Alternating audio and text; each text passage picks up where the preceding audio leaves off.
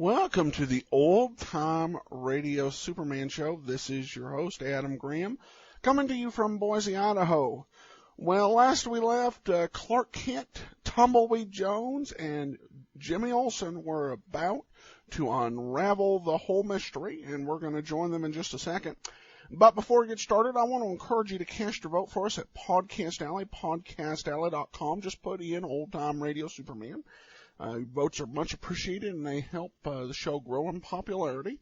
I also encourage you to check out the website, lasersword.adamsweb.us, for Laser and Sword magazine. We've got 3 ongoing serials as well. You can also purchase compilations of our annual edition as well as previous issues of the magazine at lulu.com/lasersword. But without any further ado, let's go ahead and we'll get into the Black Pearl of Osiris, Part 10. Presenting the transcription feature, Superman! It's a plane! Look, it's a plane! It's a plane! It's Superman!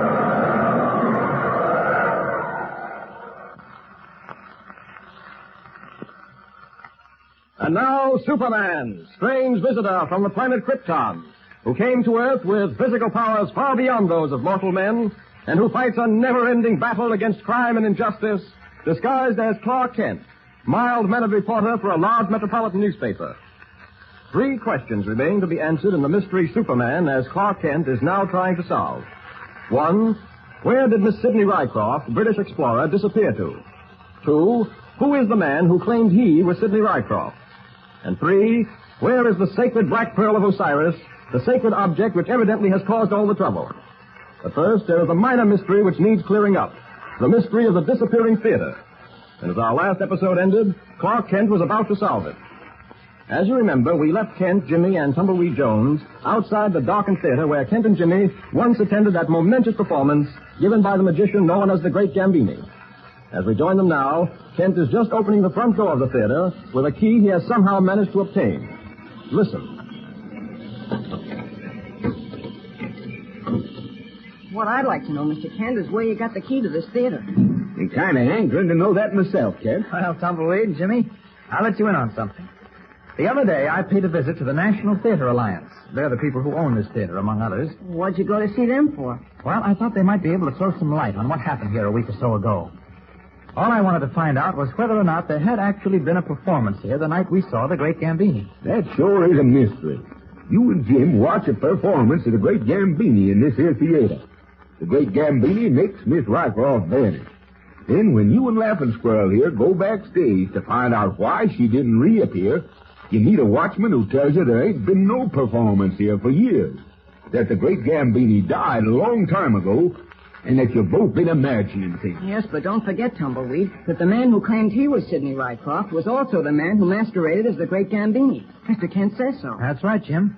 The man who called himself Sidney Rycroft was also the man we saw on the stage of this theater as the Great Gambini. Well, that's all past history now, Kent. What did you find out from them there theater people? Well, they told me that this theater had been leased for one night. The night we saw Gambini perform. By a man named Theodore Kelk. Sure is a queer name. It was obviously invented. From the description I got of the man, he's none other than our old friend again. The man who claimed to be Sidney Rycroft. Well, that fellow seems to have had a hand in everything. Yes, Jimmy. As a matter of fact, we'll probably find that he's been at the bottom of this entire mystery. But I learned something else. Something that immediately gave me the solution to the whole problem. What was that, Mr. Kent? There's another theater just behind this one, also owned by the Theater Alliance. This theater fronts on 50th Street. The theater just behind it fronts on 49th Street. That theater was also leased for one night by the same Theodore Kelk. So what? Seems to me that just makes it more complicated. Yeah. No, on the contrary, it simplifies the entire problem. Solves the mystery of the disappearing theater completely. Look, let me show you. Now, here's the orchestra of the theater we saw the Great Gambini perform. Does it look familiar to you, Jim? It sure does. And it's not covered with dust or cobwebs either. Hey, look at that curtain. Certainly isn't in tatters or shreds. Good. Now then, suppose we reenact exactly what happened the night of Gambini's performance. Gambini puts Miss Rycroft inside a large black box and makes the box disappear. Yeah, and then he says good night and the curtain comes down. That's right. Then Mr. Kent and I get up, push our way through the crowd that's leaving, and go around to the stage door on the side. Okay, let's go around to the stage door. We'll go out the front way. Come on. I sure don't see how you're going to make sense out of this here, kid. Hog time E for a local cayuse. I wish nothing had happened to that plane. I wish I was back at the ranch right now. Yeah, that was a funny thing. That plane trying to shoot down the airliner you were riding in. Yeah, what was a lot funnier was a message I got from the Whisperer, warning me not to take that plane. The Whisperer. That's another thing that's got to be answered. Who is the Whisperer? Well, all these questions will be answered in due time, Jim. Right now, here's the alley leading to the stage door of this theater. Let's go down. Yeah, there's the light that was burning over the stage door. Hey, it isn't burning now. Right. Now, Jim, you and I came running down here in a great hurry, saw the light burning over this door, and rushed in, right? Right. And in doing so, Jim, we went through the wrong door. Yes, and then we... What did you say? I said we went through the wrong door, just as it was planned for us to do. I don't get it, Mr. Kent. There's only one door. No, Jimmy. No, there are two doors. This door leads to the theater on 49th Street, the theater adjoining the one we saw the performance in. In other words, we ran into the wrong theater. We were lured into the wrong theater, Jim, by a clever plan. No, just a minute, Kent. You said there was two doors. Where's the other one? Right here, adjoining this door. Well, I don't see no door. Well, all I see is an empty billboard attached flush to the wall. Exactly, Tumbleweed. And if you look at the wall just above that billboard, you'll see a place where a light used to be. But the light's been removed. Why, Jingo, Mr. Kent, you're right. Then the door to the theater in which we saw the performance must be behind that billboard. Let's pull that board down from there and have a look. Give me a hand here, Tumbleweed. Wait a minute. Here's the stick we can use to pry it on. All right, good. Okay, let's go. Look, there's the door, all right. Gosh, Mr. Kent, you were right. When we rushed back here to question the great Gambini, we ran into the wrong theater. All a plan to fool us, Jimmy, and it did. Let's leave this hidden door and go into the other one and see if we were right. I think we'll find that door open. Yes. Sure looks as if we were right. The dust on the floor. Cobwebs all over the place. Uh-huh. So this is how it was done. Yes, Jim, this is how it was done. Oh, I sure never thought we'd find an answer to it. I kind of felt it would take Superman himself to figure this one out. It's all so simple, isn't it? Everything is simple when you have the answer to it. Yeah? Well, see if you can find a simple answer to this one. Why did the fella that planned all this go to such trouble? What reason did he have? Well, I think it's quite obvious, Tumbleweed, that he wanted to convince either Jimmy and me or someone else that Miss Sidney Rycroft did not exist. That there was no such person as Sidney Rycroft. Okay, but I still say, why? Well, when I have the answer to that, I'll have the solution to the entire mystery. Now, I suggest that we take it... Wait, what was that? That sounded like a door closing somewhere in the theater. Yeah, you don't reckon as how there may be somebody in this here now theater, do you? Well, I heard that door shut, too. What was that? Suffering coyotes, it's a whisperer. Where'd that whisper come from? Theater echoes so much it's hard to say. Wait, this... Tumbleweed, Jim, that spiral staircase leading up to the dressing rooms above us. The whisper is coming from there. Follow me. Come on. Hurry up, Kent, hurry up. The whisper stopped. The whisperer heard us coming. Well, whoever it is, I don't think he can get away. Here. We're at the top now. Here's the row of dressing rooms. Ah, just look at the floor, gentlemen. Footprints in the dust. The whisperer didn't reckon on leaving an easy-to-follow trail like that. Why, a blind Indian could follow that trail. Yes, and it leads right into that dressing room. You got a gun, Kent? No, but no harm pretending I have. Whoever you are, we know you're inside that dressing room. Now come out quietly or I'll come in shooting. You heard me. We know you're in there. Yeah, go ahead, Kent. Let him have it. Come on out or you're a dead man. What did John mean? I think you meant dead woman, Mr. Kent. Holy mackerel. It's Miss Rycroft. Miss Sidney Rycroft. What are you doing here? How did you get here? Yeah, and what's the idea of calling yourself the Whisperer? You know, I thought those female tribes... Listen, I wanted to protect you as much as I could. At the same time, I didn't want you to know it was I. Hiding my identity saved me the bother of wasting time and answering needless questions. That's why I called myself the Whisperer. Yes, but... There's no time for further questions, Mr. Kent. We've got to leave this theater at once. Now, wait a minute, Miss Yes, Rycroft. please listen to reason. Only the life of your friend Tumbleweed has been in danger these past few days.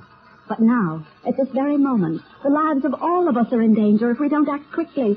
We've got to get out of this theater and at once. I reckon is how we better skedaddle. All right, let's go. But I warn you now, Miss Rycroft. You're not getting away this time before you've answered a good many questions. I'll tell you anything you want to know after we get out of here. Now come, quickly. Gee, Miss Rycroft, I wish you'd explain about what happened at your hotel. When Mr. Kent went back to see you there, the desk clerk said you'd never been registered there. and that what Mr. Kent thought was your room was actually a room used for storing cleaning things. Oh, questions. I arranged all that myself, Jimmy. I felt that Mr. Kent was becoming much too involved, endangering his life and all the rest of it. So I bribed the desk clerk and a number of the hotel employees to arrange everything. And in that way, I stepped out of Mr. Kent's life completely. Or so I hoped. It was then that Tumbleweed got himself into such a mess. Yeah, how come everybody's after me? What did I do? Never mind that now. Here's the stage door. Let's get out. Yes, we'd better. What is it, Mr. Kent? Something wrong? Plenty. This door is locked. Then let's break it down. It's a metal door, Tumbleweed, and I'm inclined to think it's barred from the other side. It would take Superman himself to break through this door. Well, he ain't none of us, Superman. So it looks like we're trapped. Oh, we've got to get out. There must be other doors. And all of them locked, no doubt. Listen to me, and please believe me. If we don't get out of this theater, we'll all of us be dead in less than 15 minutes. Why? Come on, Miss Rycroft. You'd better let us in on whatever you know. What were you doing here to begin with? Why did you come to this theater tonight? Who's responsible for locking this door? And many questions. What?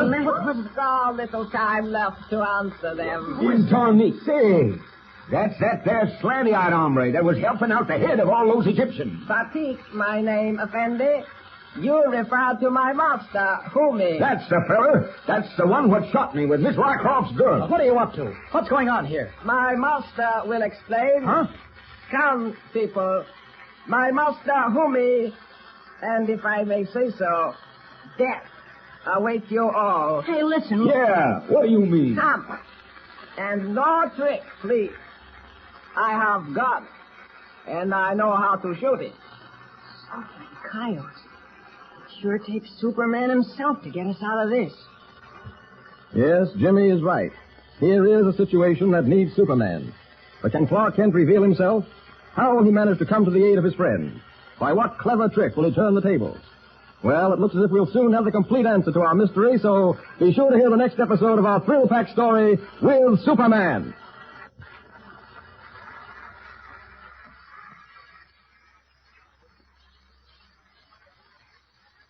And remember, tune in the next thrilling installment of the transcription feature, Superman. Up in the sky, look! It's a plane! It's Superman!